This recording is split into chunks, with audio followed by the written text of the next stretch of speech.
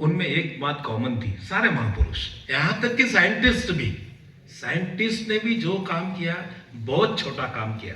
यानी न्यूटन की अगर बात करते हैं तो एक एप्पल पेड़ से नीचे गिर गया, न्यूटन बन गया।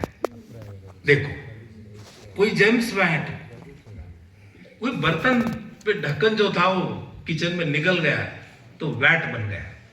यानी महापुरुष जब बनते हैं तो छोटी बात को पकड़ते बड़ा बन जाते हैं, और हम बड़ी बात को पकड़ने जाते हैं, बड़ी बात तो होती नहीं, हम छोटा हो जाते हैं। इस बात में हम सर का आदर्श लेना चाहिए, कदम साहब का आदर्श लेना चाहिए। रेखा मैडम बराबर छोटी बात पकड़ते हैं, बोलते कि ये करो ये हो जाएगा, तो अगर सुनने वाले ने अगर सुन लिया तो बिल्कुल बात बनेगी, दूर तलक जाएगी। तो ये कदम साहब है, छोटी बात को पकड़ते बड़ा बनाते हैं, समाज को भी और वो आदमी को भी बड़ा बनाते, ये काबिलियत रखते हैं हमारे कदम साहब। ये सारा जो ये आयोजन किया है उन्होंने, हो सकता है दुष्यंत को करेंगे तो करेंगे, बस हो गया। देखो, महापुरुषों की एक खासियत है कि वो अपने समय की भाषा में बोले, लोक भाषा में बोले। भगवान महावीर जो बोले हैं वो प्राकृत में बोले हैं, उस समय की लोक भाषा थी। बुद्ध जब बोले तो उस समय की लोक भाषा थी, वो पाली में बोले, यानी उनको आता नहीं था ऐसा नहीं है, वो लोक भाषा में महाराष्ट्रीय प्राकृत यूज किया उनके रचनाओं के लिए। और बहना भाई हमारी बहुत, शायद आपको ये मैं राय साहब और वशिष्ठ साहब आपके लिए जरूर कहूंगा कि बहना भाई चौधरी बोल के जलगांव में उनका ये रहा एरिया रहा। तो महात्मा गांधी उस समय जो आए थे, कौन सा गांव तहकीक साहब, अधिवेशन फैजपुर अधिवेशन में उन्होंने गांधी जी को अपने हाथों से खिलाया। तो वो बहना भाई चौधरी एकदम गरीब और खेती किसानी करने वाली एक महिला थी, तो उन्होंने अपनी रचनाएं की, मन वढाए वढाए उभ्या पिका तल ढोर, किती हाकाया फिर येते पिकावर। तो ये अहिरानी बोलो या उस समय की जो लेवागन बोली बोलते हैं उसमें बोले हैं। और इसी तरह दुष्यंत भी जब बोले तो अपने समय की लोक भाषा में बोले। वो तो ना तो हिंदी है, वो दावा नहीं करते, और वो ना उर्दू भी है। यानी ये बात जो है, महात्मा गांधी जब बोल रहे थे संसद में, जब संविधान सभा में उन्होंने जिक्र किया था कि भारत की भाषा कौन सी होनी चाहिए, तो उन्होंने स्पष्ट कहा था कि भारत की भाषा संस्कृत मिश्रित हिंदी भी ना हो और फारसी मिश्रित उर्दू भी ना हो, वो तो दोनों का एक मिलाप हो, जो मिठासा मिलाप उन्होंने कहा है। तो हिंदुस्तानी उन्होंने कहा है, तो दुष्यंत की अपनी भाषा जो थी, अपने लोगों की भाषा थी, इसलिए तो वो आज भी बोले तो आज भी जवानों के बूढ़ों के जुबान पे है, यहाँ सड़क पे भी है और वहाँ संसद में भी है। हालांकि अर्थ अपने अपने लगाते, तो दुष्यंत सबके पास जाके बैठे कि भाई लगाओ क्या क्या अर्थ लगाना है, तो वो तो क्या है। तो ये खासियत है। और सवाल ये है, मैंने ये उदाहरण इसलिए दिया है कि क्या हम इसे फॉलो करते हैं। उन्होंने इतनी आसान शब्दों में बात को कहा, हम फॉलो करते कभी? हमें तो कोई मतलब ही नहीं है। आम आदमी के लिए लिखा है, आम आदमी को मतलब नहीं है। जैसे बाबा साहब की एक मुझे बात याद आई कि बाबा साहब एक दिन अपने मकान में रात 12 बजे दरवाजा बंद करके रोते थे। उनका एक स्वीय सहायक था नानक चंद रट्टू, तो उसकी साइकिल पंक्चर हो गई एक दिन, तो वो साइकिल बंगले में रख के फिर पैदल जाने का सोचा था, वापस आ गया रट्टू। तो वो पंजाबी था, तो देखा कि कमरे से रोने की आवाज आ रही, तो वो कमरे में तो बाबा साहब ही थे, तो क्यों रो रहे बाबा साहब? तो पैर पकड़ लिया, मैं छोड़ूंगा नहीं, बोले मुझे वजह बताओ क्या है, तो आपको किस बात का दुख है? इधर बर्ट्रांड रसेल आपसे बात करते हैं, इधर नेहरू है, इधर गांधी है, सारा दुनिया आपको जानता है और आप रोते हैं। तो बाबा साहब ने बात कही थी कि बोले नानक चंद, ये सारी दुनिया मुझे जानती है, लेकिन मैं जिस लोगों के लिए काम करता हूं वो लोग मुझे नहीं जानते। का दुख था, दुष्यंत का भी यही दुख है कि जिन लोगों के लिए उन्होंने लिखा है, वो लोग अनभिज्ञ है, उनकी उन लोगों तक जानी चाहिए ना आलोक जी बात, तो बात दूर तलक जाएगी। ये दुष्यंत ये भी नहीं बोलते। देखो उन्होंने शेर के जरिए, प्रदीप साहब सामने आइए, निफाड़कर साहब इधर आइए। उन्होंने बात कहा है कि वो बोलते हैं, दुष्यंत कुमार का ये शेर है, देखो सवाल ये नहीं कि आप कुछ बोले, देखो सवाल ये नहीं कि आप कुछ बोले, आप चाहे तो मुंह तक ना खोले। सवाल ये नहीं कि आप कुछ बोले, आप चाहे तो मुंह तक ना खोले, सवाल ये है कि आप खुद को टटोले। क्या कहना चाहिए? और बोलो नहीं, मुंह भी मत खोलो। अरे भाई खुद को टटोलो तो कम से कम। आप टटोलते नहीं है, इसलिए आपकी पीड़ा जो है, आपकी व्यथा जो है, वो अपाहिज हो गई है।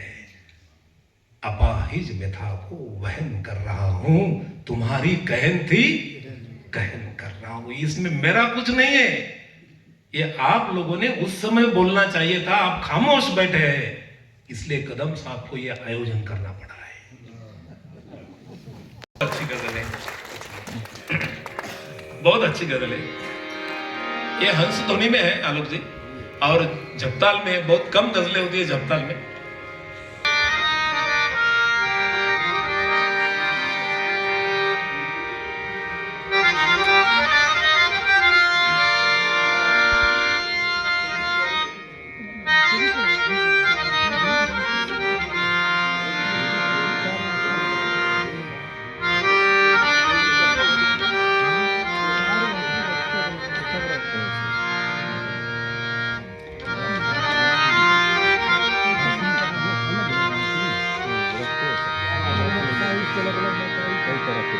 सारे गर ग पनी नी पगरे ग पगरे नी पसा, सागर ग पनी नी पसा नी पगरे ग पगरे नी परे।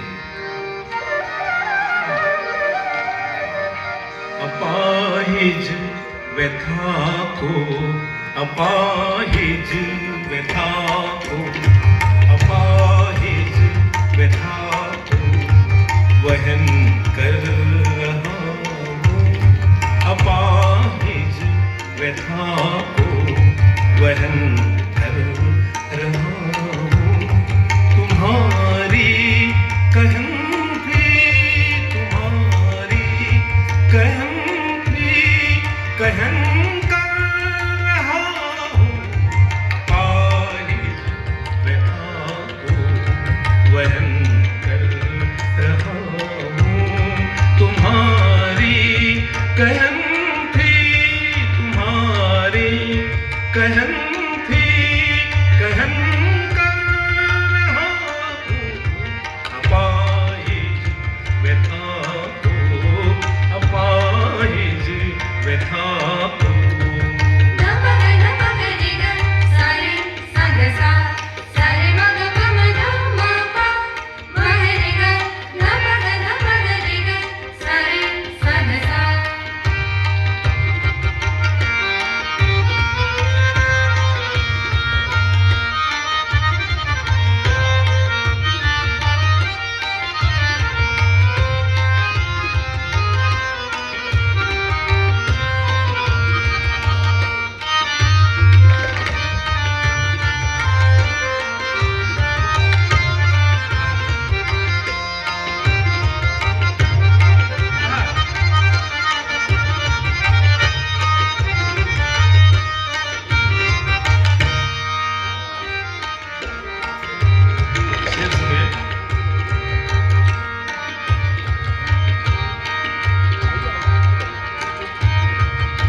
ये दरवाजा, ये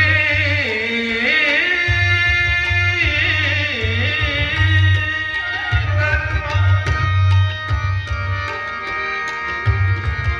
ये दरवाजा खोले तो खुलता नहीं। ये दरवाजा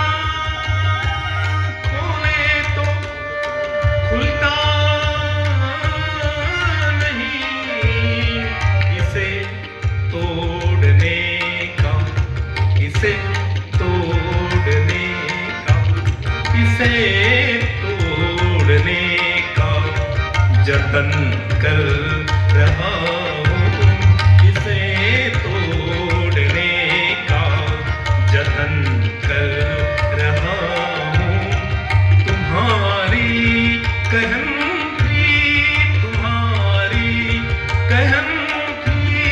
कहन कर रहा हूँ, अपाहिज व्यथा को, अपाहिज व्यथा को।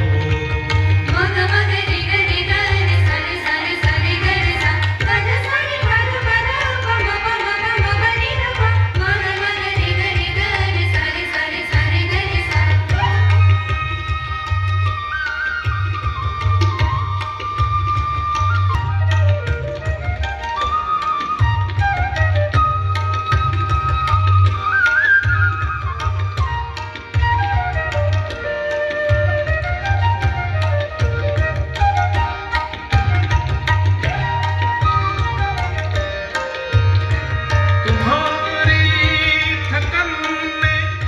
तुम्हारी थकन ने मुझे मार डाला।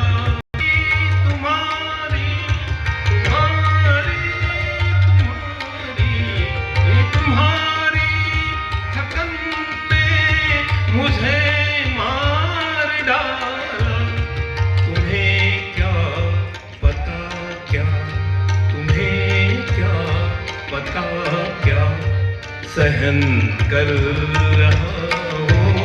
तुम्हें क्या पता क्या सहन कर रहा हूँ। तुम्हारी कहन थी, तुम्हारी कहन थी, कहन कर रहा हूँ, अपाहिज व्यथा को वहन कर रहा हूँ, अपाहिज व्यथा को वहन कर रहा हूँ। तुम्हारी कहन थी, तुम्हारी कहन थी, कहन कर रहा हूँ, अपाहिज व्यथा को, अपाहिज व्यथा को, अपाहिज व्यथा को।